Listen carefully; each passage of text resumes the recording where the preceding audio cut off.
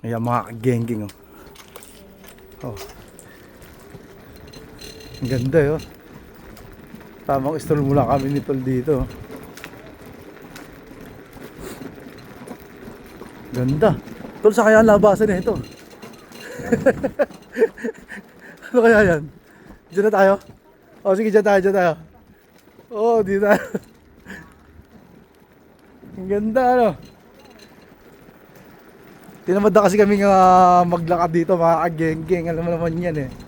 Oh, kaya nag-scooter na kami ni Tol.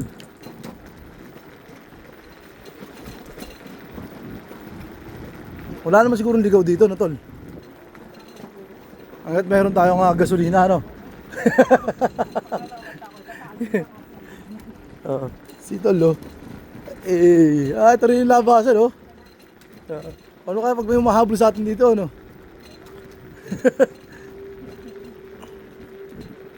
Napakaganda eh, no? Kagubatan talaga siya no? Ito palang kagubatan ng Al-Ain mga geng-geng. Dito nyo lang siya matatagpuan sa Al-Ain Oasis. Masarap mag-ikot pag naka-scooter ka. Yan siguro yung labasan din. Basta kung saan tayo makakarating.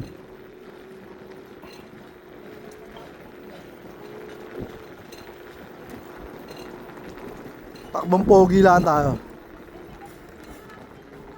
Saan? Ayun nga lumabas lang diretso tayo dyan. Oh, doon tayo galing. Umikot lang pala tayo. Ito, ang labas nito parang doon sa pinakang entrance mismo.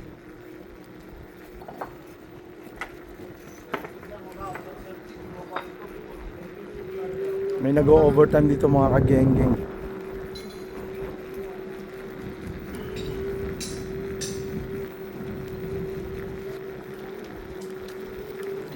Ngayon ka lang ba nakapasok dito, Tol?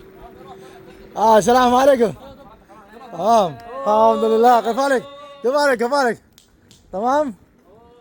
Alhamdulillah, Zain. Alhamdulillah.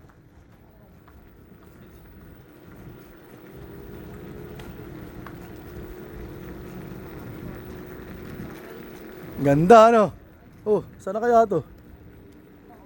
Aba, saan ang labasan na ito? Saan? May damo ba dyan? Aba, kakaiba yun. Ano yan? Wala kayong mumu dito. Ito na pala yun Astig Quality.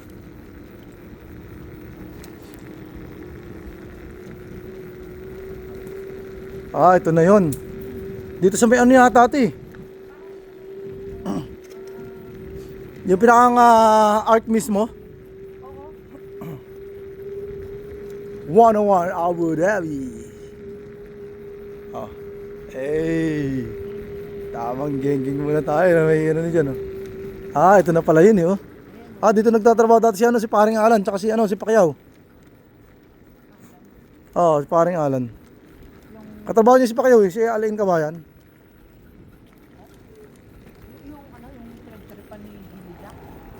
Sino?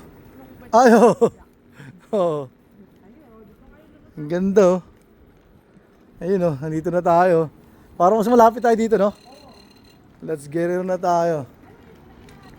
Ang ganda. Quality